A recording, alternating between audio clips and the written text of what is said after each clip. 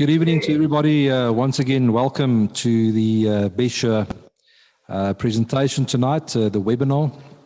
A warm welcome to all the participants tonight. I know there's a whole lot of people right across South Africa, from Cape Town, Durban, Johannesburg.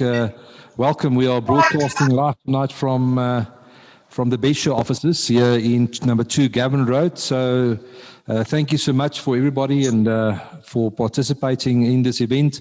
The purpose of this event tonight is to share with you some information regarding the sectional title industry as a whole, but more likely to have a look and see, what is the liabilities of trustees. And hence our first speaker tonight is needs no introduction to most of the people that has already been in the sectional title industry for quite some time. Cornel Swanepoel. Cornel, good evening and welcome. Thank you, Saki. Thank you for having me. So yes, I'm Cornel Swanepoel. I have my own practice, CJ's Attorneys, and we are basically sectional title property law specialists. Great. That is the person that we need on your side, because you know what, you never know when you need some specialist advice. So thank you so much for joining us. How we did it this way around is by getting all the questions from you, the participants, before we started this presentation. So by doing this, we then make sure that we answer the relative questions that you might have. So please, during the course of this webinar, please in the chat box, let us know if you might have any more questions. But without further ado, with permission, Cornel, can we get going on the questions? Please, let's go ahead. All right. Cornel, the first question was from a trustee that asked, what are my duties when elected as a trustee? Well, the question is often asked at AGMs. What do trustees do, what they're responsible for, and what their duties are? Now, the Act sets out what is required of a trustee. I always refer to fiduciary duties and management duties. Now, management duties of the trustee are summarized in Management Rule 28, which provides that apart from performing the duties specified in the Act, a trustee should control, manage, and administer the common property as well as enforce the conduct rules. Now, I think before considering the management duties, trustees need to understand their role and their relationship within the body corporate. Now, in terms of Section 8 of the Sectional Title Schemes Management Act, a trustee stands in a fiduciary relationship with the body corporate. Now, this means a couple of things. Firstly, they must always act honestly and in good faith. Now, trustees exercise certain powers directed by the members of the body corporate and perform certain functions. They must exercise these powers in the interest and the benefit of the body corporate. Then they may not exceed their powers, and then they must avoid a material conflict of interest at all times. Now, regardless of the management duties exercised, you always need to keep it in the back of your mind to act honestly, act in good faith, do not exceed your powers, and do not have a conflict of interest with the body corporate. Now, because if you breach this fiduciary duty, it has far more severe consequences than breaching your management duties. Now, if you look at your management duties, I always differentiate between administrative functions and your management and control functions. Now, administrative functions are often carried out by the managing agent, who is better equipped and has the appropriate resources to undertake the duties on behalf of the trustees. Now, trustees are, however, still responsible to ensure that these duties are correctly executed. Now, some of these duties may include ensuring that the building has adequately insured, to ensure that the body corporate has fidelity insurance, levy and collect the levy contributions in terms of the approved budget, to collect levies that are in arrears and to levy the correct amount of interest on those arrear accounts, to ensure registration with CSOS and to pay over the CSOS contributions. Then they need to ensure that the conduct rules are there and the conduct rules are filed with CSOS. They need to keep proper accounting records and to arrange for the financial records to be audited and presented at the AGM. Then they need to prepare a budget for the next financial year and present it to the owners for consideration, of course. And then obviously they need to arrange an AGM on an annual basis and ensure that all the proper documentation is forwarded to the owners in time. They have to operate the banking accounts, the administrative fund and the reserve fund. That is something that I think we'll touch on a bit later as well. And then they need to control the payments and expenses from these banking accounts. And then they submit all their annual returns to SARS and to CSOS. Then on the management and control side, this is usually what the trustees deals with, in their trustees meetings. Now, this is to keep minutes of their meetings and the meetings of the body corporate in the minute book, which is very important. They need to ensure that the common property and the common property gardens are properly maintained. They need to draw up a 10-year maintenance plan and establish the contribution, something that's very important, and I think we'll touch on that later as well. Then they can enter into agreements with the local authority with respect to the supply of electricity and water and other sanitation. Then they can choose to let portions of the common property if needs be. They have to enforce the conduct rules, and then they need to comply with the provisions of the Act in respect of special and unanimous resolutions. Now, I'm sure you will provide everybody with a list of everything that I've just said, but just to summarize it and just to give it to them in a nutshell, trustees need to meet on a regular basis. They need to keep accurate minutes of their meetings and their decisions. They need to consider maintenance and repairs of the common property. They need to enforce the conduct rules. They have to manage the body corporate staff and the employers, and they have to consider the financial statements, which is usually prepared and presented to them by the managing agent, but they need to make sure that everything is kept within budget. So yeah, that's basically it in a nutshell. Yeah, that's quite a mouthful, I must say. Just before I forget, please stay tuned in. There is some more people coming onto this webinar. So please stay tuned in because we've got a lucky draw coming up from England Paints. So there will be 5 prizes drawn during the course of tonight.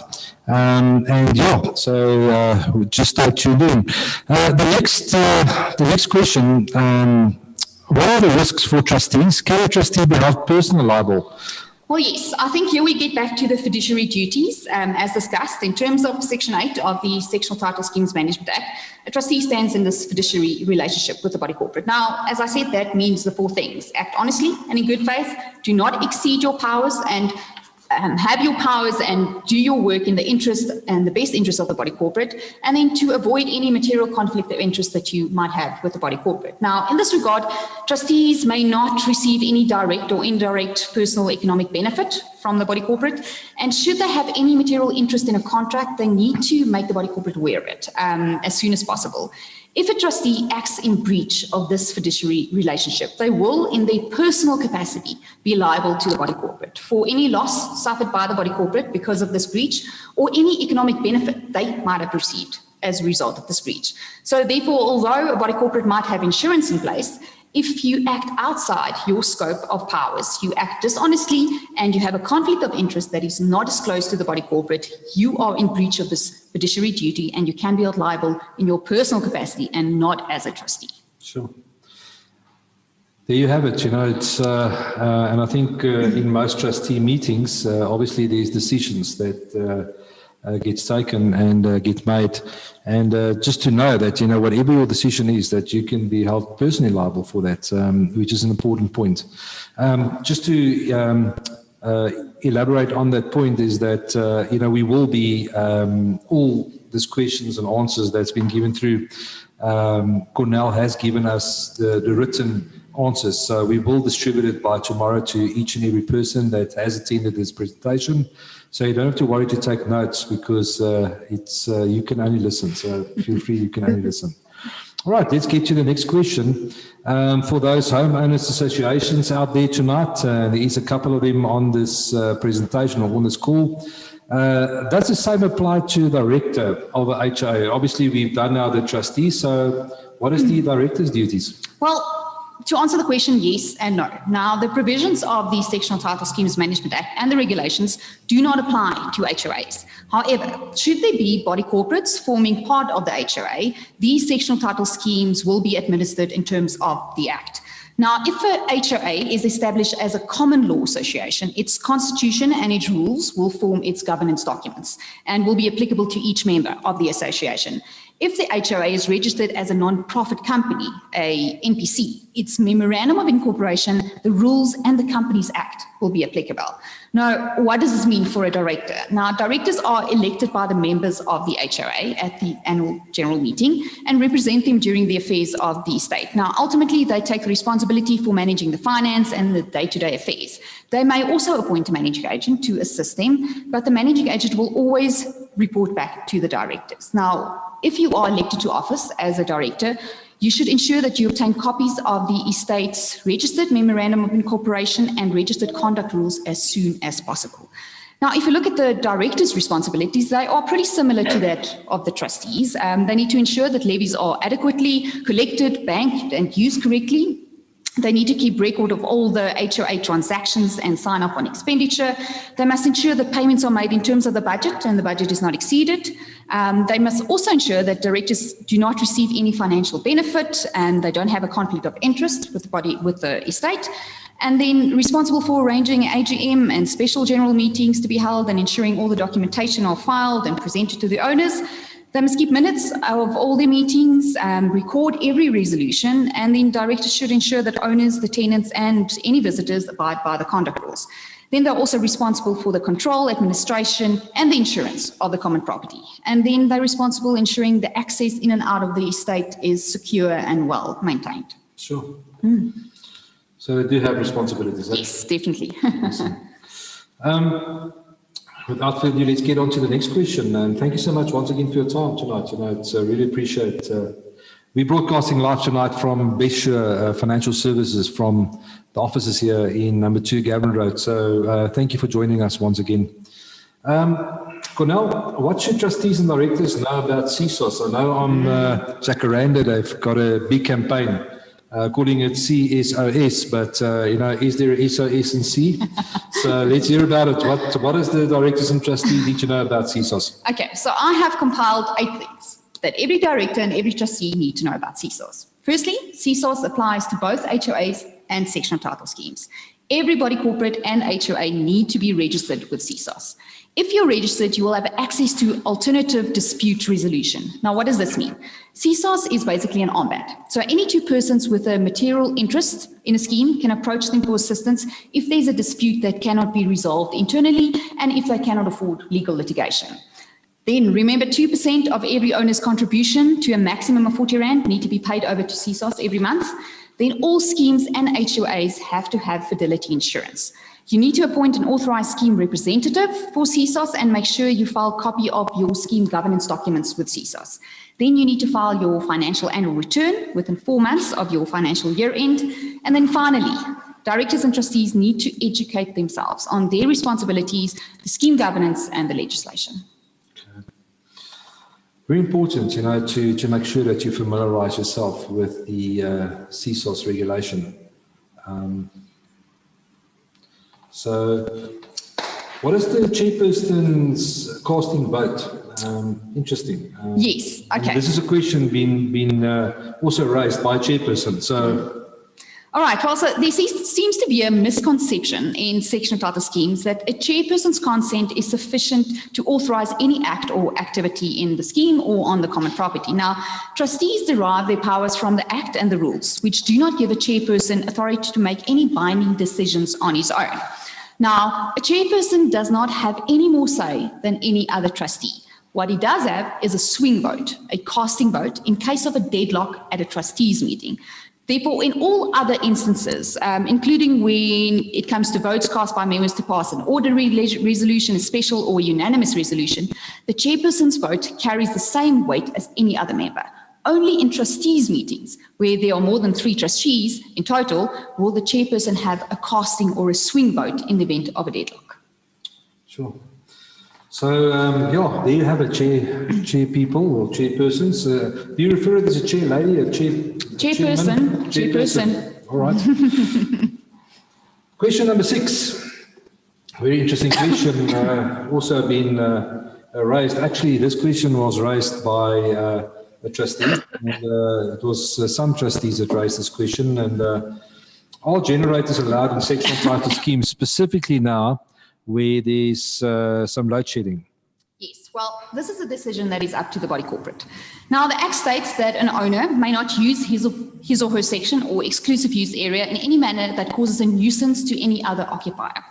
It also states that owners may not store any dangerous or flammable objects in their units or their sections. It further states that they may not do anything in their sections that is likely to prejudice the appearance of the building or the scheme. Now, so in normal course of events, generators are unsightly and they cause a noise nuisance. But I have to say, in current circumstances with load shedding and with so many people working from home, it is something that should be considered. Should the body corporate, however, consider granting individual owners permission to make use of generators, they need to ensure that proper rules and guidelines are in place regarding the noise, the fumes, and the appearance. It is, however, more preferable to have one generator in a complex rather than permitting individual owners to use their own generators. If a body corporate decides to do this, they need to make sure that the decision is authorized correctly. Now, what I mean by that is the question is whether a complex buying a generator is making a necessary or a luxurious improvement to the common property, or merely purchasing movable property for the use and enjoyment of the owners. Now, different resolutions are required for each. So if it is seen as a luxurious improvement, a unanimous resolution will be required. If the generator is seen as a necessary improvement, then a special resolution will be required, and the procedure as is set out in Management Rule 33 needs to be complied with. If merely a movable purchase, the trustees' resolution will be required. But there are several considerations. Things like necessity, budget, funds, possible special levies need to be considered. So I would suggest that you consult a legal expert before you make the decision without proceeding with the required resolution. Awesome. If I might ask, and it brings me to the next question that was raised. And in fact, this question was raised by one of our trustees from, and I know this trustee very well, so hopefully you are on the call tonight. I can't see who all is participating, but I'm sure he is. And the question, let me ask the question, and then we can take it from there. What may be paid from the body corporate's reserve account? And I think this is one of the questions that is always one of those Bermuda Triangle questions. What can be done and what can't be done? Yeah. What is the truth? Well, the Act requires a body corporate to have an administrative fund and a reserve fund. Now, I would suggest you read a prescribed Management Rule 24 because it deals with these funds, exactly what needs to be paid into this fund, what is allowed, and what can be paid out of the fund. But yeah, just to explain, the administrative fund is used to cover your costs related to your general common property maintenance and repairs, water rates, taxes, municipal charges, your insurance premiums, and then fulfilling any of the body corporate's other obligations. Now, money may only be paid out of the administrative fund if the cost is provided for in the budget, which has been approved by the majority of members at the last AGM, and such payment is authorized by a trustee's resolution. Now, the reserve fund must be used by the body corporate to cover costs for future maintenance and repairs for the common property. Now, money may only be paid out of this fund if provided for in the body corporate's 10-year maintenance, repair and replacement plan, which has been approved by the members, and if there is an authorized trustees resolution in place.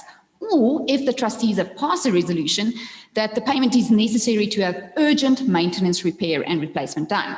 Now, this means that the reserve fund cannot be used to pay any expenses that does not directly relate to the maintenance and the repairs of the common property. Trustees cannot authorize payment of administrative expenses out of this fund. The administrative fund should be used for that. So there you have it. Hopefully that makes it extremely clear. That's always been in Afrikaans we call it a tamaleki, because what do I need to pay out of that? Yeah. And normally that's where they're stepping over the line, and that can have some liability issues. Definitely. And I suggest just read prescribed Management Rule 24. It sets out everything that you need to know. Awesome. Luckily, once again, for those of you that just joined, you haven't missed, because what we're going to do as well is remember this presentation is being recorded and will be on the BestSure YouTube channel, available for those people that missed the beginning. Once again, Mel, thank you for your time. We can actually speak a whole night, and it's so nice to hear it from, if I can call it that, from the horse's mouth, to see. Because, from the trustees' point of view and director's point of view, there is some new trustees on tonight as well, and hopefully this will definitely help you by answering a lot of questions. And we will be in communication with you as well after this presentation to make sure that we answer all your questions that you might have after this presentation as well. Let's get into the next question. What are my duties as trustee when there is behavioral problems in the scheme and allegations of illegal activities? Now, let me tell you, this is also from one of our trustees which handled one of these scenarios. But let's hear it. What do we need to do? All right, well, the restrictions that apply to behavior in a sectional title scheme are found in the Sectional Title Schemes Management Act, as well as the Schemes Management and the Conduct Rules. Now, the Act imposes behavioral obligations on owners. In their use of the common property, property owners must not unreasonably interfere with the rights of others. They must not use these sections or exclusive use areas in any way that causes a nuisance to any of the other occupiers. Subject to this and any other law and the body corporate rules, they are basically free to do what they want in these sections and the exclusive use areas because it's set out for their private occupation. Now, Prescribed Management Rule 30 obligates a body corporate to take all reasonable steps to ensure that members do not breach the Act. Now, in practice, this means that a body corporate cannot ignore behavior that is a nuisance or is unreasonable or illegal use of common property. If a body corporate, any member or any occupier is seriously prejudiced by such behavior on an ongoing basis, the trustees have to take action and they have to take steps to deal with the issues. If conduct rules are being breached, you have to take the necessary steps to enforce them and to impose the necessary penalties. Now, if you are aware of any illegal activity, it needs to be reported immediately. But be very careful in making unsupported allegations, as false allegations can be regarded as defamation in certain instances. So make sure you investigate before you call the authorities. There you have it. You know, it's it's always nice to hear all these questions, you know, and like I said, you know, we just decided to do it this way. So, you know, and I'm sure that tonight a lot of questions will be answered specifically for the new trustees. And obviously, you know, if I may call it, it's not the old trustees, but people that's been in this position for quite some time. And I'm sure that you will learn more of these or more of the Sectional Title Act, you know, as we go along. One of the questions, and I know exactly where this one come from as well, and the question is, should I appoint a security provider or can we appoint our own guards? We know that most of the people, you know, in today's day and age, we've got either a security guard or 24-hour security that operates within the complex. How shall we go about doing this? Well, when we look at security and the provisions of the Sectional Titles Act and the regulations, there are not many specific statutory provisions concerning security in a sectional title community. Now, the functions of a body corporate and the regulations are set out in Section 37 of the Act, and it includes the obligation on the body corporate to maintain common property and manage the common property for the benefit of all the members. Now, none of the provisions of Section 37 specifically places an obligation on the body corporate to implement any form of security. Now, but one can expect from trustees as part of their fiduciary relationship that they have to act in the interest of the body corporate with skill, care, and diligence, and they have to advise the members on the security issues and implement adequate security measures for the protection of the common property and the members staying there. I mean, just remember, owners are essentially buying into the perception of secure, complex living. Now, if you look at security guards, the body corporate do not need to be registered with the Private Security Industry Regulatory Authority, but the security provider or the security guards need to be registered with them. So there again, there's a risk of liability for trustees hiring non-compliant security personnel or making use of illegal security service providers. And then further to this, trustees need to again consider the correct authorization for security alterations to the common property. Now, for example, electric fences can be regarded as a luxurious improvement to the common property, as opposed to razor blade fencing that can be regarded as a non-luxurious improvement. Some would argue that fingerprint access control systems would be a luxurious improvement, whereas normal token or tag operating systems would be regarded as a non-luxurious improvement. In my personal opinion, security devices such as alarm systems and electric fencing must be regarded as non-luxurious improvements to the common property, as the installation is a necessity and no scheme can function properly without some form of security. But the level of security is a decision that is up to the body corporate to decide. It's going to depend on the scheme to scheme, what their requirements are, and of course what their budget is. That's interesting. So there you have it. You know, thanks once again. You know, and the last question, is that the last one? Yeah, that's it. We're enjoying ourselves so much. So yeah, let's get to. Let's see, is there any tips that you can give to trustees, directors, people on the call tonight that you would like to share with them? Yes, well, I think if you forget everything else that I've said to you tonight, just remember what I'm telling you now. You have a fiduciary duty towards the body corporate. So you have to act honestly, in good faith, Make all your decisions in the interest of the body corporate and do not exceed your powers and avoid a conflict of interest. Remember, if you breach this duty, you can be held personally liable in your personal capacity and not as a trustee. And remember that almost all decisions require some form of resolution. You need to know which is required when. And acting without the proper resolution might be regarded as acting without authority. So if you are unsure, rather ask an expert before you make the wrong decision. Sure. Cornell, once again, thank you so much for your time tonight. I think we've got a privilege of having you as part of the team. And what we're going to do is, after this presentation, by tomorrow, all the people that is participating will receive an email from us that will have all the questions and answers. Number one. Number two, that will make sure that we answer all your questions. So if there's any questions, additional questions that you might have to Cornell, please put it in the chat on this presentation.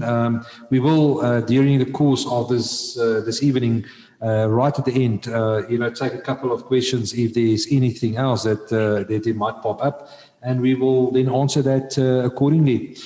Cornell, once again, thank you for your time and really appreciate it. Thank you, Saki. Always a pleasure. Thank you.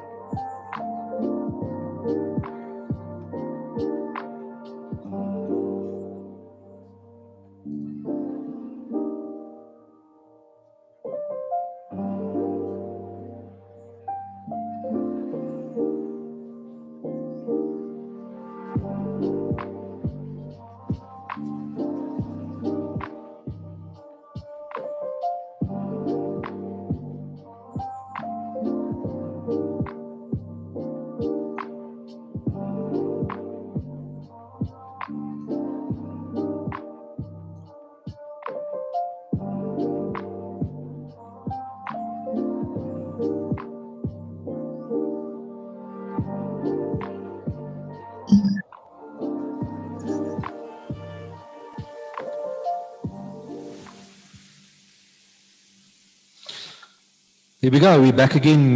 Thank you so much for all the participants tonight. I see for those people that joined late, you're more than welcome.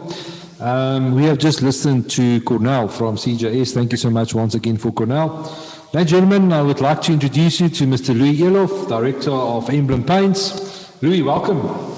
Saki, thank you very much. On behalf of our team, we're quite excited to be here, and we are actually quite excited about what we're going to do here. And I surely hope that the guys that's going to win, if I can say that, will enjoy it too. Oh, awesome. Louis, tell us more about the prize. We're going to be drawing 5 prizes tonight. Thank you so much for that. We're going to be drawing 5 prizes. We're going to draw straight away now. We're going to draw 2 prizes, which we've already drew. Louis, just tell us a little bit more about the prize. What does this prize entail? My complex came up with the idea of getting the paint guys in. That's obviously why we are sitting over here. And we thought it fit to, to do 2 prizes. One being the entrance area of the specific complex, to give that a great, call it new look, if I can call that. Facelift. Facelift, if I can call that. And in addition to that, one lucky owner, we can do the interior, total home makeover. And in that, not only the beautiful colors and whatever, but also the procedure can be explained to whomever that might be interested in it. Awesome. So outside of a complex, a new look, and the interior of an individual's home. Great. Louis, I think without further ado, I'm going to read the prize winners, if I may. Thank you. And what we will do as well is for these people that has won this lovely prize, thank you so much once again, Emblem Paints. I'm going to read it out, and please forgive me if I don't pronounce your name correctly, but you will know who you are.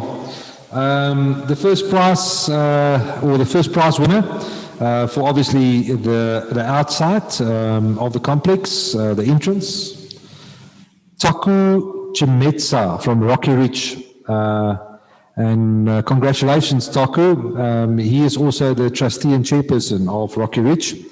And so that's for the Rocky Ridge body corporate. Second one is Llewellyn Wenzel. Llewellyn Wenzel from Dolphin Place. You are the second winner of this amazing prize. So congratulations to these two prize winners. What we will do is we will post this on Facebook as well. We will post it tomorrow. We will communicate it to you tomorrow, the prize winners. So Louis, we're going to see you a little bit later and to do another 3 prize draws. Perfect. Just quickly, what I want to tell the guys, you need not worry. We will be in contact with you as soon as time allows, and we will do what you approve. We won't come and do a purple entrance if you don't like that. Thank you. Thank you so much.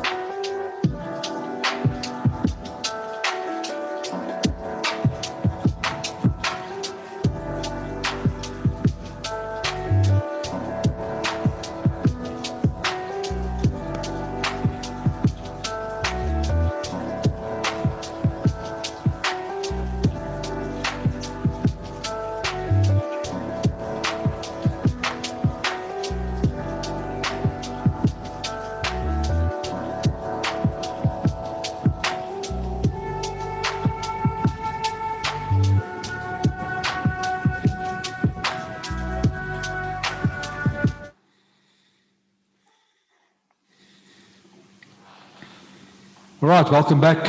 You'll see that, the video is on and we are, getting in new speakers and welcoming Francois Joubert. He's from Prestige, Best Prestige Blue Star. The people asked on the chat, what is this? Yes, that is just plain Coke, so there's no brand in Coke, so don't worry. We are not under the influence, it's just plain Coke. For those questions that came through, it is just Coke. So. Francois, thank you so much for joining us tonight. Saki, thank you. Great privilege to be here and to be part of the broadcast that we have tonight. For information's sake, I'm Francois Joubert. I'm a senior advisor in Best Prestige Blue Star. We specialize on life on the one side, but investments on the other side, and specifically tonight's topic is about investments. And therefore, as an investment specialist, I thought I'll spend a couple of moments with Saki just to talk him through what opportunities there might be for reserve funds, short-term funds that you have available that you can do better with than just sitting it in the money market account, and to look at the options that we have. Francois, you can go ahead, because I think what the biggest question always is, what do we do with the investment funds? Reserve funds, and I know that there's various ways of investing the money, and this is just an additional option that we have. So, Francois, you can go ahead. Yeah, the biggest elephant in the room at this stage, Saki, is the interest rates that are dramatically lower than what we were used to in the last couple of years, to the extent that in many cases, money market accounts aren't even beating inflation rate out there, which is a problem. Now, obviously, if we talk about a money market account, we talk about short-term money. We're not talking about longer-term investments. So what I typically will tell people is that if you have a time span of between 1 and 2 years and you want flexibility in there and move around, money market is a great tool, and it has been for the last 4 or 5 years. But if currently you are getting 3% on a money market, inflation rate is in the region of 3%, you are looking for other options. Now, that's what we wanted to talk about tonight. Glacier, that's the platform that we work with in Best Prestige, offers a cash option that gives you the opportunity to invest in cost-effectively in a cash-like solution where you get better than what you would get in the money market environment. It typically is a reliable investment where you have bonds and cash that you invest in, but because the term in the investment is slightly longer than what the money market's underlying term is, the returns on the fund is relatively better, and you can hope for a bit more return on the investments as well. Morne, if you can perhaps show us the next slide. What I wanted to show you there is, if you look at the top line, which is the blue line, that is actually if you invested through the cash option in the semi-enhanced yield fund, one of the funds that we can use in the cash option at Glacier. And you can see throughout the course of the investment, that fund has performed better than what you had in a money market environment. To the extent that it varies from about 0.7% to 1% better than what you get in a money market account, which to me means that there's a bit of opportunity in there. If we look at the next slide, you will see that the underlying assets in there, I just compared it with a money market account, and that's the Absa money market account, which typically is 100% invested into cash. You will see that the semi-enhanced yield fund is 88% invested into bonds, where your higher return comes from, and then there's an 11% cash portion in it as well. So in principle, you don't add much, if any, risk to your portfolio, and you get returns that's better than the money market returns. To sum up, what are we looking at? The last slide, perhaps, Morne. In the first place, we're looking at flexibility. To be in the cash option from Glacier, it gives you the chance to go into the fund and be able to withdraw the funds whenever you need it. There's a maximum of 5 working days waiting period in there. There's no notice periods that you work with, which is quite nice to deal with. You also have the option, if your 1 year, 2 year move to a 5 year environment, to actually take out new funds and invest in a bit more growth environment. Obviously, there's cost implications on it, but at least you've got the opportunity to look at the transfer in there. I think a great opportunity there currently is that on the same low-cost base that you're using in the cash option environment, you can also put your fund money into the international space through a Glacier Wrap fund, where no extra funds or no extra cost is added onto the process. And I think it's a huge benefit, because the moment that you believe that there's more value in the international market, you can move there. What I neglected to say on here is one of the big benefits that we have is there's no initial cost in putting your money into this environment. Now, typically in other environments where there's quite a bit of cost that goes with that, not having initial advice fees or platform fees through the duration of the investment, it makes a huge difference on it. If we look at the second portion there, simplicity, it's relatively easy to deal with the fund.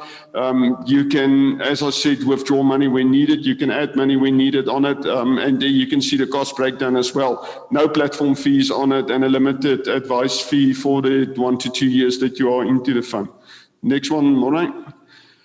Choice, I did say to you that your returns can vary. You can start off with a lower return base when it's based on the cash option, specifically in the bonds and in the cash environment. Typically, currently, we're talking about returns between 5.5% and 6.5% after fees, compared to a 3% environment and a money market environment at this stage, which I feel is quite substantive if you deal with it properly. But then when you start putting flexible funds into the environment, when you look at international funds in there, you are looking north of 6% in your returns. But then we have to realize that the investment then most probably needs to be longer than a 2 years environment, in my mind, between a 5 and a 10 years environment, because currently you're not going to see those returns in a more aggressive environment in the next 5 years. Lastly, perhaps basic requirements that we look at with the cash option is that firstly, the minimum amount that you move in there is 100,000 Rand, just to make it worth the while for Glacier to actually put the product on the table. Minimum ad hoc extra investments is 20,000 Rand that goes in there.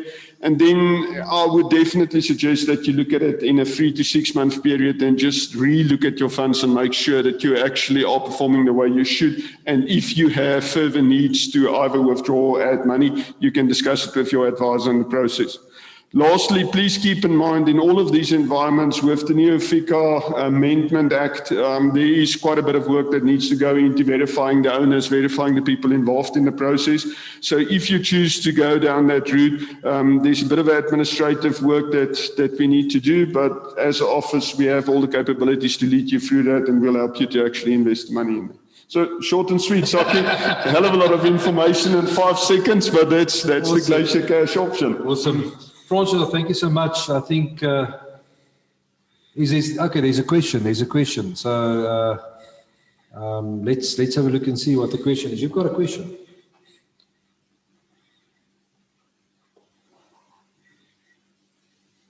Once again, thank you so much for your time tonight, Francois. Let me just open up here and just based on the investment part of the webinar, do trustees have the power to manage the money? Typically, the managing agent takes control of the money. How much say do trustees actually have? Specifically referring to, I'm talking about, and that's from Bian Potgieter. I think it's more related to, if they got the right to invest money now. I might answer that question if I can, and maybe Cornell can come back a little bit later to answer that as well. The onus is still on the trustees to make sure that the money gets correctly invested. If money gets invested, the onus is not on the managing agent. Keep in mind, as part of your trustees' duties is to make sure that all that money gets correctly invested. So we will just double check with Cornell when she comes back a little bit later, just to make sure that we got the right question or the answer to this question. Francois, I want to thank you for your time tonight. I think, guys, we're going to be, like I said previously as well, we're going to be sending details through to all the people that are participating tonight in the presentation, and get you more details. So they will make contact with you. If we will get them your contact details if they need to have a chat a little bit more about investment. But I totally agree with you. The norm is normally to put the money in a money market. Is that the best option? Tonight you just proved that there is other options available, and you can make contact with Francois. We will definitely put his details on and for advice that he can give through to you. Francois, thank you so much for your time. Thank you, Saki. Looking forward to speaking to your class. Thank you so much.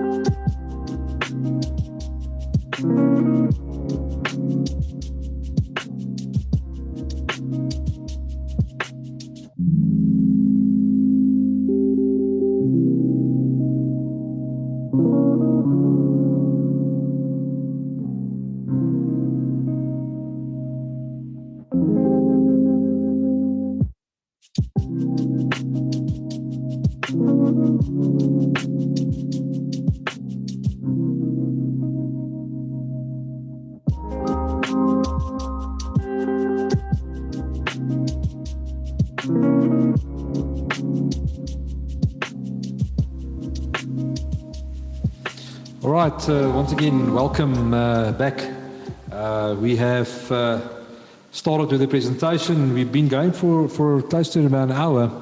And tonight, the next speaker, I think most of you already know Jooste Henning from Gravity Group. Jooste, thank you so much for joining us. Thank you very much, Saki. It's always great to be here, and I'm looking forward to it. Great. Jooste, just tell us a little bit more about Gravity Group before we get into the questions. Thank you very much. So Gravity Group is a maintenance and construction company, And we deal specifically in the sectional title market. And we offer those construction and maintenance services to an array of companies, insurance companies, managing agents, etc. Awesome. Awesome. Justin, without further ado, thank you so much once again for your time. We're going to be jumping into the questions which the participants actually this presentation posted for us. So all these questions that's been asked is questions that's been asked by you, the participants. So Can't wait. let's jump into it. We're getting into winter, and what maintenance usually gets done in the winter times? What do we need to look at before, pre-winter, after winter? So obviously, Saki, throughout the winter process, you can do any maintenance that you want at your complex. But from a contractor's point of view, what we look at in the winter times specifically is painting and waterproofing. And the reason is obvious. In most parts of this country, winter or summer is our rainy season, and winter obviously not. So when we do painting and waterproofing, we prefer that all the surfaces are dried out properly before we do any painting or waterproofing. So that's generally what we look at in the winter times. Awesome. Let's get to the next question. And this is a question that's actually been posted by also one of the trustees that I actually know. So a very interesting question that he asked, and I think let's hear it from you. Why should a complex have a 10-year maintenance plan? So I think you as a property owner, most property owners view their properties as one of their biggest investments. So if it's one of your biggest investments, we want to take care of it and ensure that it grows in value. And one of the ways that we do that, apart from normal investment strategies, is by doing regular maintenance on your properties. So if we look at the sectional title space specifically, a 10-year maintenance plan provides you with a roadmap of what maintenance to do and when to do it. Another critical element on the 10-year maintenance plan that I love is that it provides you with a general cost of what it would cost you in that year to do that specific maintenance. So you as a complex can budget and you can put money away to ensure that all maintenance gets taken care of over that 10-year period. Awesome. And also, it's also been put into regulation that you need to have a 10-year maintenance plan in place. Exactly. Awesome. Let's get to the next question. I want to thank Morno tonight as well. Morno Bason, he's the sound, the cameraman, everything on that. So Morno, thank you so much for your time once again. Yeah, for a change, not on a treadmill. Let's get to the next question. What is the maintenance risk report, Jester? So as a complex, you want as much information as possible on the property and what needs to be done. So if we specifically look at the maintenance section of what needs to be done, a maintenance risk report is exactly that. It provides you with a comprehensive report on what maintenance needs to be done that could possibly hold any risk in your complex. So that could be from a slip strip that needs to be stuck on stairs, all the way to rusted roofs that need some maintenance, they're busy caving in, foundational problems. So a contractor would come in, survey your whole property, look at any type of risks that might occur, specifically on the maintenance side of things, your complex, and how we could prevent any of those risks occurring. Great. So it's basically establishing what the risk is, and then obviously that can get discussed with trustees so that they can make informed decisions. So that's in a nutshell. Exactly that, Saki. It highlights or isolates specific areas in your complex that you need to look at, that you might not have known about because you might not be in the contracting space. Sure. So we look at all of those type of risks that we could possibly prevent going forward. Awesome. So that's fair, and I think specifically with getting to the insurance side of things, which we'll get to just in a sec. But yeah, that's something that really needs to be done. Absolutely. I would definitely suggest it to any sectional title space out there is to get a maintenance risk report as well. Awesome. Yes, the next one, I think I know also where does it come from, is related to geysers. So the question was, we have a lot of geyser problems at our complex. How can we explore preventative options? So what we've done before at complexes is we do a geyser survey. So what that means, it's a very basic, cost-effective report. We go into a complex. We have to survey every single unit. And here's what we look at. We want to ensure that the geyser has been installed to SANS regulations. 9 out of 10 times, complexes that have recurring geyser problems, and when I say recurring, obviously depending on the size of the complex, if 2 to 4 times a month you get call out specifically on geysers, you might have that problem. Again, going back, 9 out of 10 times we find that geysers have been incorrectly installed, not according to SANS regulations. So those are the type of things that we look at then as well. After we've done that whole survey, again, it's a very cost-effective, quick process, but that information is critical to ensure that we take the preventative steps. You'll have a comprehensive report stating exactly which units might have possible problems or problems coming up. So that's what we do. We do a geyser survey. I think just on the geyser side of things, if we can maybe just come in there once again with the perspective of coming from the insurance side. As we know, I mean, that's probably making up 80% of the claims is your geyser claims. I'm sure, yeah. The unfortunate part of it all is that, you know, some of these geysers is not being installed correctly. I know there's some certificates that get issued, COC certificate, a compliance certificate, to make sure that, you know, the geyser has been installed correctly. And unfortunately, after, you know, if it's not installed correctly and becomes a warranty claim, yes. If it's not installed correctly, obviously, then it becomes a geyser, a normal insurance claim. You know, and I think it's a very good idea to have a look and see as well. You know, looking at the geysers and making sure that the geysers are correctly installed. You know, because there is some standard regulations that need to be complied with. Absolutely. So I think from a trustee's point of view, is take a bird's eye view of the whole complex. Do we have recurring geyser problems? If so, let's get a geyser report done. Make sure the survey gets done correctly, and make sure when any geysers gets installed that you receive a COC from the plumber as well. Great.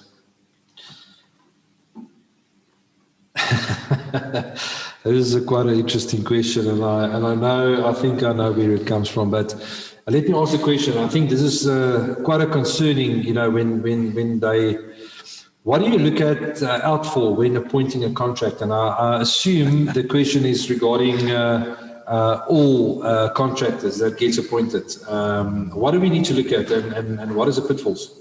Yes, absolutely. I would have loved to get a little bit more context from the person that asked that question. But let's take a general view of when you're appointing a contractor, making sure that you appoint the right contractor. Firstly, and I can't stress this enough, make sure that you check references. And I'm not talking about that person's family members or spouse. Make sure you do proper reference checks. Again, I don't want to generalize the process, but a contractor that does work for insurance companies, managing agents, they would have been used a few times. And generally, those would be safer options to make use of. Again, I'm just generalizing. But so definitely check references and make sure that the work that they've completed has been completed correctly, and that any snags, a certain amount of time after it's been completed, they go back and make sure that it gets done as well. Another very important thing to look at is liability cover. Contractors have to have liability cover. What happens? They do work at a complex, they fall through a roof, they damage vehicles, appliances, etc. on their way down, and someone needs to cover those type of costs. So make sure that they've got liability cover in place, and it should be enough cover to cover the whole contract as well. Another important thing is a letter of good standing. That obviously means from a tax implication side is that all their taxes are up to date, UIF is up to date, and they've got a sturdy team to work with. It's almost as critical as checking the references, but look at the warranties and guarantees that they provide. Again, depending on the type of work that needs to be done. Waterproofing, for instance, needs to carry a certain amount of a time period. Painting, this exact same thing. Installing a geyser, rebuilding a wall, structural warranties. So make sure that those warranties and guarantees are in place, and that also doesn't just suit the contractor, but you as a trustee as well. And then just lastly, and just from a personal point of view, you need to feel comfortable with the contractor that you deal with. If you don't feel comfortable with that contractor, rather walk away. It's your complex, again, it's your investment, so make sure that you've got the right people looking after your maintenance. Key point that he's making there, and you know, we see it every day, and I can use a couple of case studies, what happened when contractors get on site and things go wrong. And normally what they say, when it goes wrong, and they normally ask, okay, where's the paperwork afterwards? And rather get the paperwork before the time. A very interesting tip for the trustees to make sure that when you appoint a contractor, get all the boxes ticked. Exactly. Great. Very good question regarding waterproof. Should an entire roof be waterproof or just sections? Now, I know the question that, in the context probably that the question has been asked is, obviously when money plays a huge role in maintenance. So should the whole roof be waterproofed at one time, or can you waterproof sections of the roof? Yeah, so I think the first thing that needs to happen before any waterproofing gets applied anywhere is an inspection needs to be done on the roof specifically. Having a look at the type of structure. Is it roof tiles? Is it RV tiles? Whatever the structure is of the roof. So that needs to be inspected first. So what we do is we would look at possible areas that water can enter into. So that'll be cracks in the tiles. It'll be open sections. If we don't find any of those throughout the roof, but we know there are leaks, we would, again, you mentioned it, we have to take the budget into consideration for any complex. So would we love to just paint the whole roof? Will it make the problem disappear? Yes, absolutely. But again, the budget plays a major part in this. So we would start with the ridging of the roofs. That's the section where the two parts of the roofs get together. And then we'd look at the valleys. So those are the sections we would start at if we don't find any other elements in the roof that need critical attention. So we would start at sections. If you look at IBR roof, for instance, we would also always look at the joint sections. So can you just do portions of the roof? Absolutely. Again, it will be dependent on your budget. If budget doesn't play that big of a role and the finances are available, would we suggest doing a whole roof? Yes, you could definitely look at that as well. Another important factor I just would like to mention, if you don't mind, Saki, is look at the warranties for the waterproofing specifically. A lot of companies might offer a 10-year warranty on it, but it's dependent on a maintenance code that needs to happen every 2 years. So those are all the small little terms and conditions that trustees need to be aware of. They might offer a 20-year guarantee, but what are the terms and conditions? It might be 5 years. So just always look at the warranties and guarantees that get offered on waterproofing. Awesome. I think a very important point that he's making there, that Justus is making there, is that get a specialist involved. Don't get a person on the roof that you know is not a specialist, because there can be consequences. Definitely.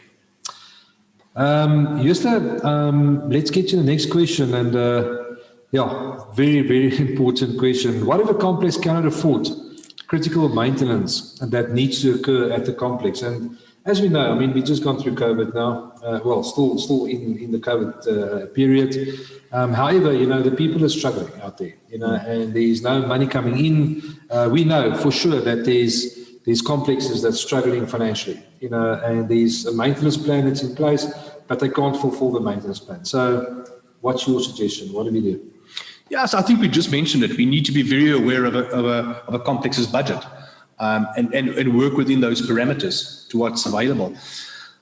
I cannot speak for the whole contracting community and what options they have available. However, how do we work at Gravity Group is we generally get involved in two different ways. Firstly, is we could introduce you to the right specialist that really they look at sectional title financial loan providers, and they look at your maintenance specifically.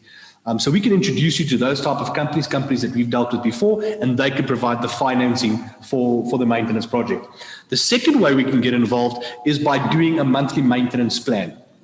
So what does that mean? We take whatever projects need to happen over a 12, 24, 36-month period, depending again on your budget of the complex, and we can break those costs down in a monthly maintenance plan. So it makes it much easier to chew, and also much easier on the budget for the complex as well. And then at least we know we're starting at a point and maintenance can get done over a certain period. So those are the two ways that we generally get involved when finances are a bit tight in the complex, but that critical maintenance needs to occur. Good. So there is a way out. Absolutely. Absolutely, right. Yeah. Great. I don't know if there's any more questions that's been posted to you, Esther. Let's just quickly have a look and see. What's the average cost of the maintenance risk report? Just repeat the question. Yeah, the question is, sorry, we're just getting it from Morne Bason. Thank you so much, Morne, for hosting this event for us, and having getting all the sound ready and everything. The question is, what is the cost for a risk report, for a maintenance risk report? Okay. So again, I cannot speak for the whole contracting community out there or other companies out there, but that can be anything from R0. And the reason why I say R0, a lot of times contractors amortize that cost into the cost of the project already. So they don't pay an upfront fee for this risk survey. It can go all the way to possibly about 5,000 Rand. Depending on the size of the complex, the amount of units available, the area that needs to be covered, etc. Great. I hope that answers the question.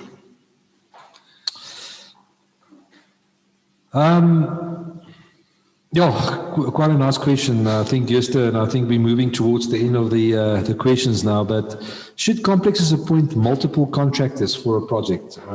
This is a very interesting question, because you know what? They say too many cooks spoil the cake, or the broth. Possibly. Possibly. So, yeah, it is an interesting question. Should a complex appoint multiple contractors for a specific project? I think you need to look at the expertise that's required. Sometimes we would need stronger plumbing, waterproofing, painting, engineering skills, whatever is required. So I might not have a specific answer for that. But what I'd like to mention, just a few points, is look at the expertise that's required. The quick answer from my side, no. And the reason why we say you shouldn't appoint multiple contractors, it becomes a maintenance headache for you as trustees to ensure that the whole project gets managed. The other big thing that you need to take into consideration are timelines. When you look at maintenance for a complex, certain things occur in certain timelines. If we've got multiple contractors, they will each have their own timeline. Who's going to manage that process? So that's very important. If it's one company, they can build those timelines into the project, and they can give you a start date as well as a finish date for everything. But also look at, Saki, what about the recourse options? If you've got any problems afterwards, who do you contact? Which contractor is involved with that section specifically? Again, going back to my short answer, pick a company that can handle the whole project for you. So for recourse purposes and timeline purposes specifically. There's a lot more reasons, but I think those are the two ones that you definitely need to be aware of. Great. Is that the questions? Great. Jester, thank you so much for your time tonight. It was always brilliant great being here. to have you also as part of the in-house specialist. And this is what this presentation and this webinar is all about, giving you information on how to handle a maintenance plan, what to look out for, pitfalls. I'm sure that the people participating tonight has learned a lot. Once again, this presentation will be posted on YouTube for those people that has not had the time to look at this presentation. So please feel free, have a look at YouTube, and it will be available. Also, the details of all the speakers with the email addresses, their contact details will be available, which we will communicate to everybody. If you would like to make contact with them and have a chat, and any other more questions that there might be. Jester, thank you so much. Thank you from us. Thank you so much. We love at Gravity Group. We love being involved with the guys from BestSure. It's always great working with you, and thank you so much again. Great. Thank you so much. Have a good one.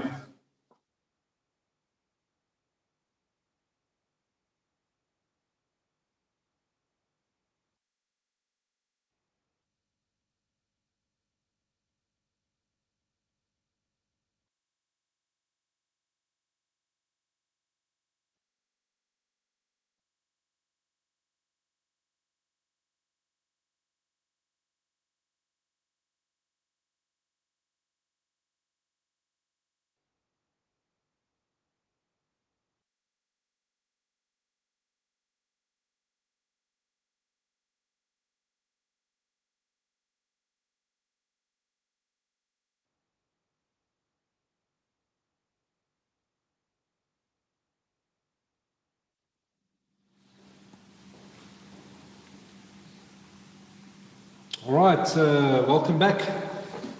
We are busy, and we're going to probably be busy for the next 10, 15 minutes. So feel free that we're not going to take the whole evening. We've got a gentleman here by the name of Jason Mostert.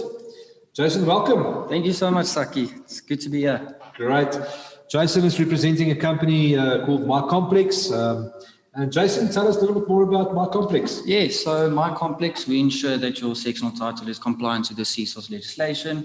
We also ensure that your sectional title is healthy and insurable. How do we do this? We have expert registered service providers that do perfect services for you and give you solutions for your problems. The services are maintenance plan, risk survey, valuations, roof maintenance, paints, and a lot more. Great. Tell me, where can the people get hold of you guys? On Facebook, on LinkedIn, literally anywhere. And please visit our website, mycomplex.net. Go do a complex health check and see if your complex is compliant to the CSOS legislation. Great. It's also one of our projects that we are running at the moment within BestSure itself, so you will get more communication. The brochure that you see on the screen at the moment will also be posted to you tomorrow, to all the people that has participated. Please feel free to go and do the health check. It's going to be interesting to see, and it's also free, eh? Yes, it's free. Okay. And it takes less than 10 minutes. Oh, great. And then the guys will get back to you regarding, what needs to be done on that health check, and also give assistance. Yes. Jason, just the last thing, and then I'm going to let you go. Just tell us a little bit more about, I believe that you guys got a help button where the people can get more information on from engineering, from legal aspects. Is that a service that the people can go onto the My Complex and then post their questions and they can get assistance? They can. If you have any questions, any queries, please don't hesitate to send us an email at support@mycomplex.net. We will answer you and we can help you. We are the tool to help you. Awesome. Yes. Jason Mostert from My Complex, and I'm sure that you'll hear more from this company. Very much into line what BestSure is all about, is being proactive and making sure that we get the building right, and when there's a claim, that we got no hassles. Yes, so that's perfect. Jason, thank you so much for joining us here tonight. Appreciate the time. Thank you so much.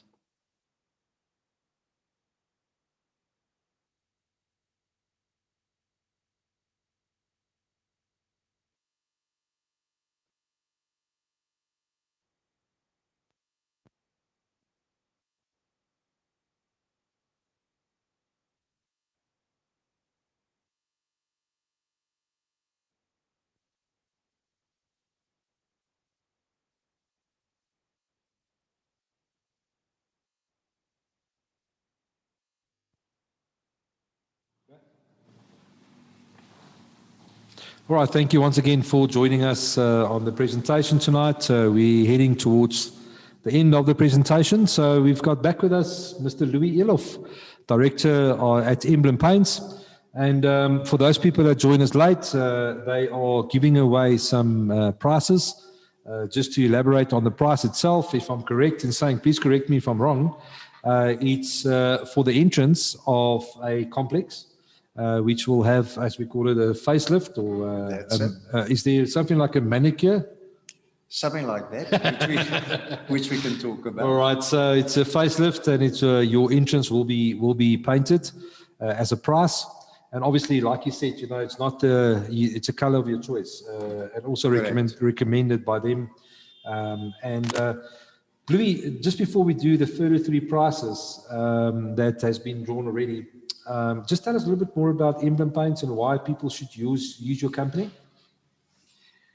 I can sit here and give you about 100 different reasons, but the important thing is we manufacture paint ourselves. So when you buy something, you want to buy quality. I think that's quite important. There's various products on the market, which, if I can say, has not been tested.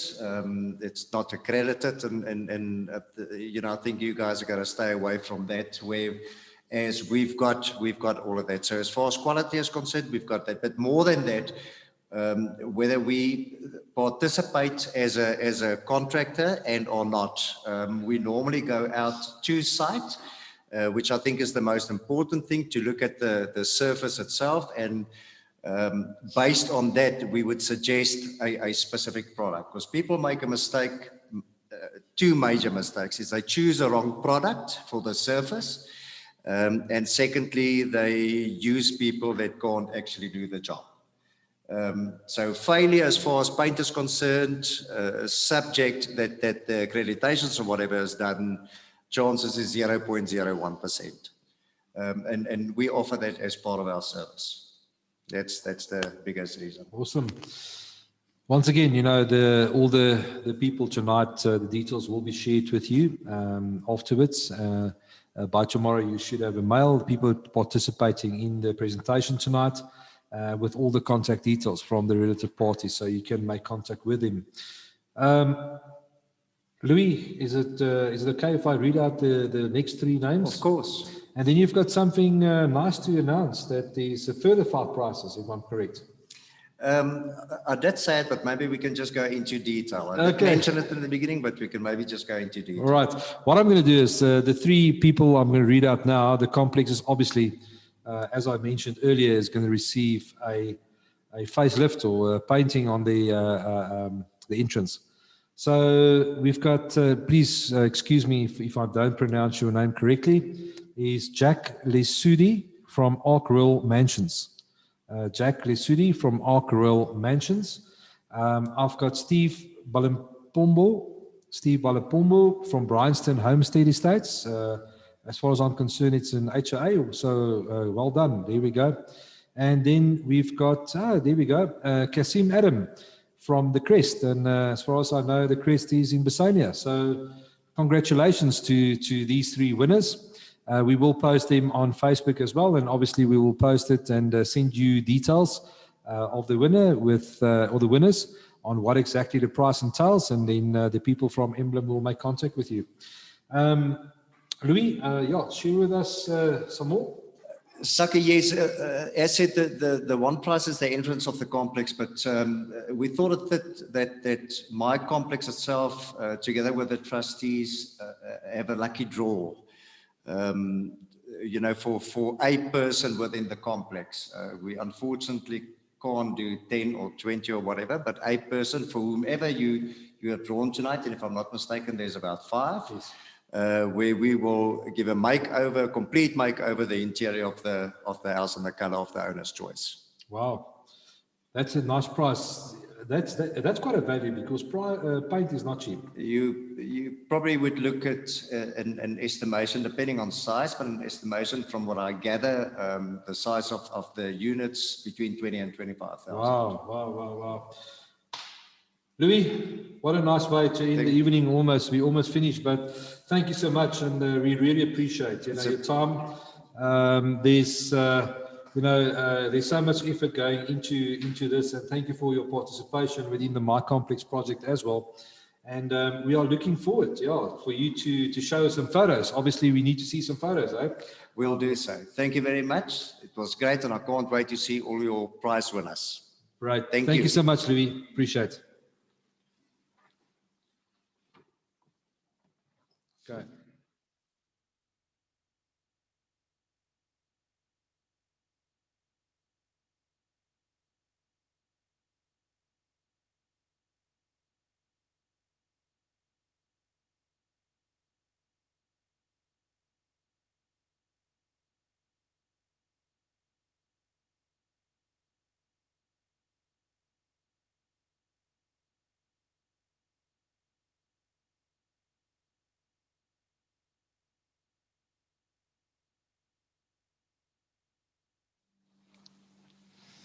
All right, welcome back, and thank you so much once again for joining us. I've got the graveyard shift, so I'm doing the last but not least. I notice a lot of questions coming through, and it just shows you the questions. There's a whole lot of questions being asked.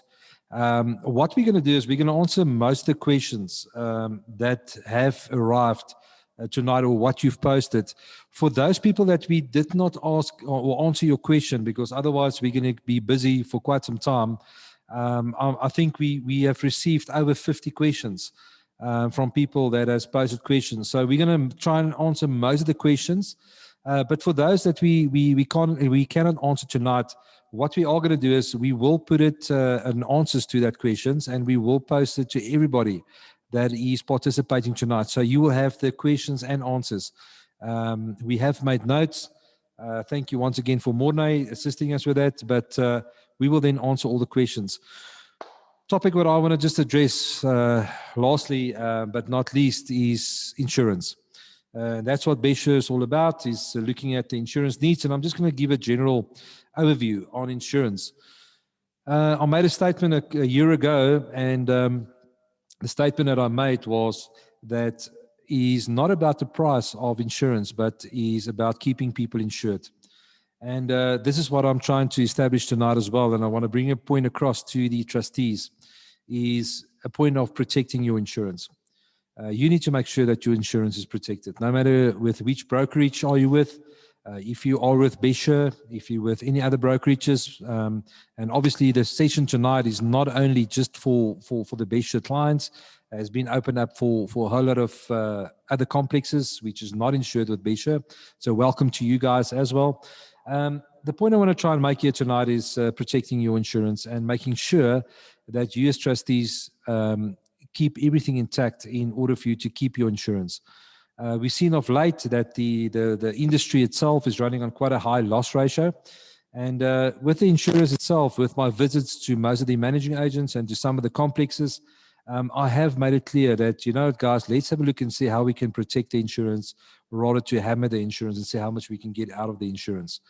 The premiums at the moment is under pressure. And the next point I want to make is that don't try and see how much you can save on your insurance. It's not normally the best way of doing things, because if you try and save too much on the insurance, then obviously what will happen is that you're putting your loss ratio under pressure. So whoever you're speaking to, whatever a broker you are dealing with, just make sure that your loss ratio gets or keep it intact. The next question that we receive, and that's just going into the questions, what needs to be insured under the body corporate insurance? Now, obviously, Cornel has touched on it earlier regarding the CSOS regulation, and obviously referring back to the Sectional Titles Act. There's a whole lot of things that needs to be insured, and if I can do it in layman's terms, because sometimes, you know, whatever we receive from the Act, some people do not understand the wording. But in short, for the new trustees, what you need to insure your buildings, you need to insure your common area, and obviously need to insure it against what? Need to insure it against fire and allied perils, if I can call it that in a nutshell. We're not talking about allied perils. That will be lightning, it will be water damage, it will be hail damage, fire damage. So there's a whole range of stuff that you need to insure. So what needs to be insured under body corporate insurance? There's a whole lot of things that needs to be insured under that. I've just mentioned a couple. And obviously what they're referring to is geysers as well. So the geysers need to be insured, or as what most people refer it to in the Act is hot water apparatus that needs to be insured. So my suggestion to the person that raised the question here is just have a chat to the broker and make sure that he makes sure that you are compliant in what needs to be insured. Now, just on this point, if I can just elaborate a little bit more, specifically on the coastal sites or on sites that has been built on the hills or on cliffs, there is some cover that needs to be put in place, is subsidence and landslip cover. So just make sure that if you do have a building or a complex on a cliff or on a downhill or at the coastal areas, which I see there's a couple of people from coastal areas tonight, to make sure that you do have subsidence and landslip cover also in place. Morna, we can go to the next question. Oh, what a good question is, why do we need evaluation? We need evaluation because of to get the correct insured value for the property. Now, according to the Act, which was amended in 2016 or 2018, I'm a little bit out of date here, but the Act was amended, and from then, October 2018, as far as I can gather. Please forgive me for the dates. But the Act has changed, and it says that you have to have a valuation done every 3 years. That needs to make sure that the value is correct. Now, at most complexes, or some complexes that normally arrive, the valuation has not been done. And then obviously you get a scenario where you get to look at overinsurance, which is better than underinsurance. But once again, you do not want to create an expectation from the trustee side of having the incorrect valuation done. Keep in mind as well, on the AGM every year, there's a square meterage per square meterage insured value that needs to be approved. And that's where normally you need an indication specifically from a valuer. So my recommendation is get a proper valuer in place and to do the valuation for you if you haven't done it yet. What is the fidelity cover? Okay, interesting question. Also, one of the things that the Act has referred to is that the proper fidelity cover needs to be put in place. I think Cornell also referred to it earlier. Fidelity cover is against dishonesty and fraud. The Act refers to that you need to insure the body corporate. You also need to make sure that the managing agent is insured under that insured persons. And anybody that's conducting any services financially to the body corporate, that could be a accountant, bookkeeper, all that people needs to be covered under your fidelity cover. Now, how do you work out your fidelity cover? That's not a question. I'm just giving you the sum that you need to work out is 25% of your operational budget that you need to keep in mind. 25% operational budget of the current year, plus your reserve account from the previous year, plus your investment account from the previous year. And that will give you your sum insured as indicated by the Sectional Titles Act. All right, question from an HOA. I'm going to answer both as if a liability on a HOA and for a body corporate or for a sectional title scheme. It's pretty much the same. What is the liability cover? It covers for third-party people arriving on site or at your premises.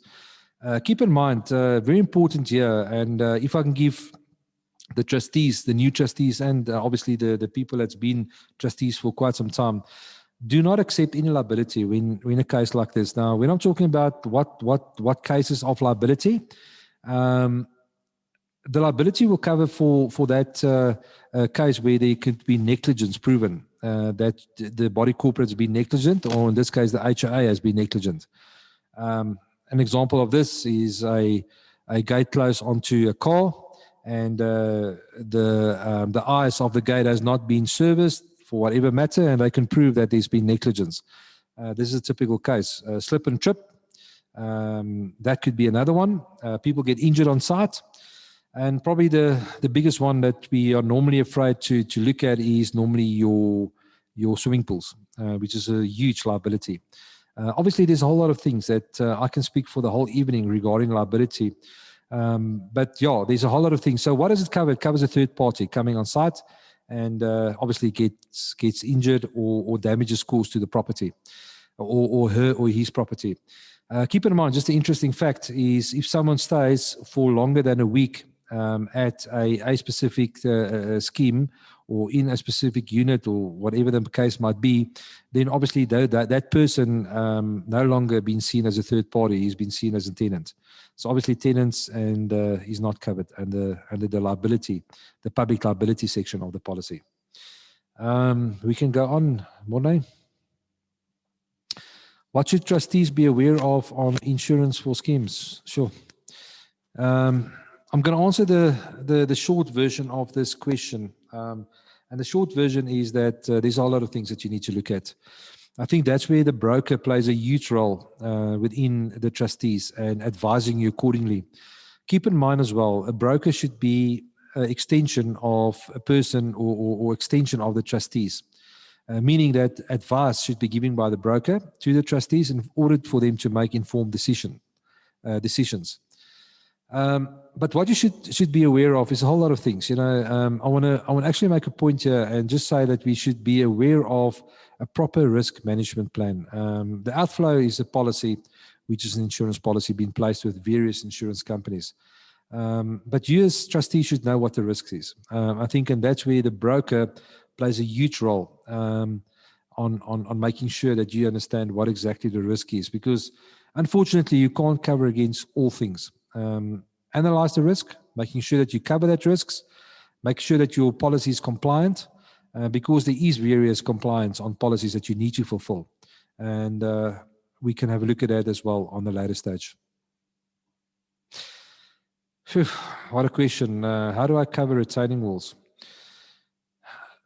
Rule of thumb is, anything that's retaining any portion thereof on, normally 800 millimeters, which is close to a meter. Retaining is a retaining wall. Various retaining walls, and most complexes do have retaining walls. Normal policies don't cover retaining walls as a rule. It needs to be put onto the policy as a separate item on the policy. Reason being is that the retaining walls should fulfill or should comply to an engineer's report. So normally when you want to put a retaining wall on a policy, you should have the necessary engineering clearance or engineering report in order to cover that wall. But 800 millimeters, if you're retaining more than 800 millimeters, close to a meter, you should really look at putting the cover on the wall. And obviously there's a whole lot of specifications on that particular wall itself. What is the CSOS regulation on insurance and tips? I think I handled this one previously, but just to go through a couple of things on CSOS. With CSOS itself, if I can call it three things that you need to look at. Specific is your making sure that the evaluation is done. That's according to the new regulation came in 2018. Making sure that the regulation is done. The evaluation is done. Every 3 years you need to do evaluation. 10 million for liability, your minimum of 10 million for public liability, and then making sure your fidelity cover is in place.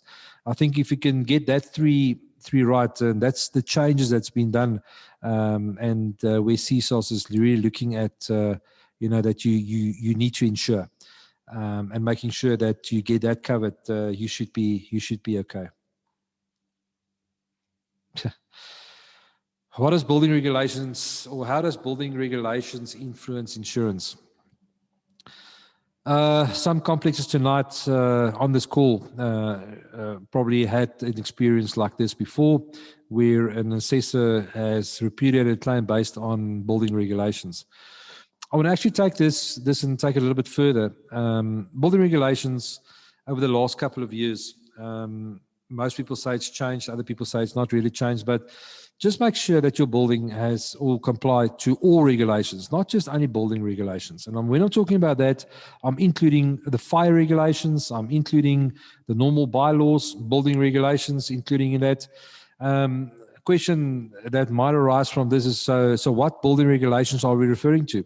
It's a general structure of your building, and specifically referring to walls. So if that is not complying to regulation, most likely your insurance claim will be repudiated. How do I know that the building or the walls is built according to regulation?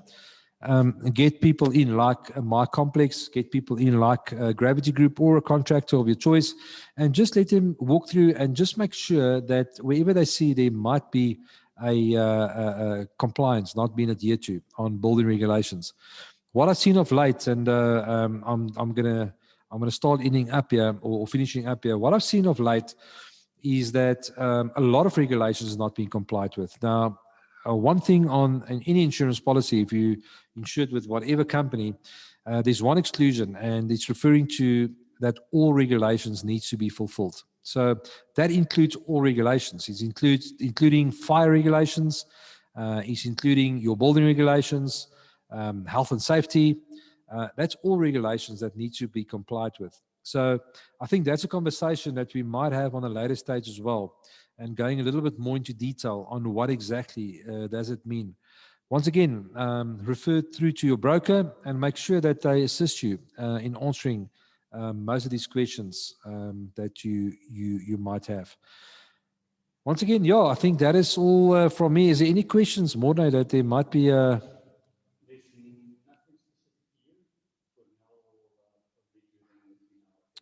Great. All right. That is as far as our questions go on the insurance. Please, we will be answering these questions and put it in writing to you as well, and make sure that all of you receive it. That's on the call tonight. Once again, congratulations to the winners of the Emblem Paint prize. So I think we're just going to take a minute break, and then we're going to close off.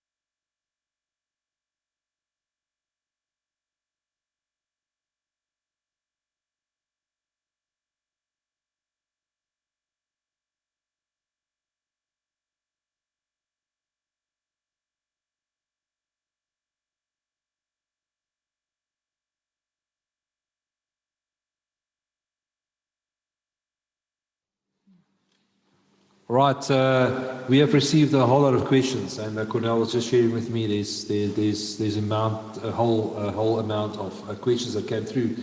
Cornell, I think for now let's just handle a couple of questions, and then obviously what we'll do is we have noted all the questions, so we're not going to leave you all the questions unanswered. It will be answered and it will be sent through to everybody, so at least everybody will have it on their file and be noted. What is the questions that you saw that really everybody should know? Yeah, there's a couple of questions that came in. As I said, there's a lot of questions and we'll deal with everything, but just two that are very specific that I think I need to address.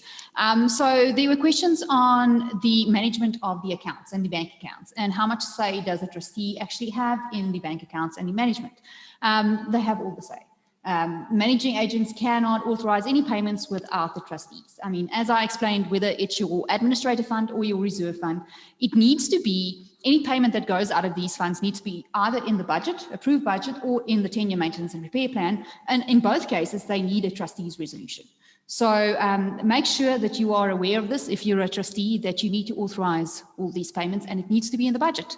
And then another question that came in that is also very important, there was a question on arrear levies. If a scheme is struggling with owners not paying their levies, they have arrear levies, and they're struggling to meet their monthly obligations, can they borrow money from the investment account and the reserve fund? The answer to that is no.